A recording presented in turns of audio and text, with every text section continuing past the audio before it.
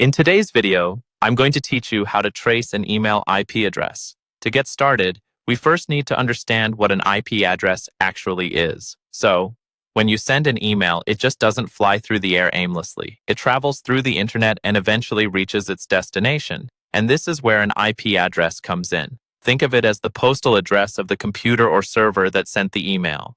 This can be really useful if you want to trace where an email originated from, especially if you suspect something fishy. Now, before we dive into the actual process of tracing the IP address, let me remind you that this method doesn't work for emails coming from major service providers like Gmail or Yahoo. That's because they hide the sender's IP address to protect users' privacy. But for independent domains, this is a great tool. Let's begin by opening up the email you want to investigate. What you're looking for is something called the email header. This is where all the juicy details of the email's journey are recorded. Depending on your email provider, the way to view these headers might differ. On Gmail, for instance, you'll need to click the three-dot menu at the top right corner of the email, then select Show Original. This will open up a new window showing the email header information. Once you've got your header, you'll find lots of technical-looking gobbledygook. That's the email's path from its origin to you. What you want to keep your eyes peeled for is the received lines.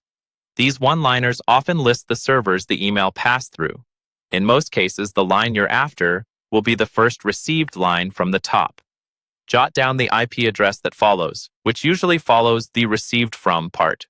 With this IP address in hand, head over to a free IP lookup service online. Just type IP lookup into Google and you'll find plenty of options.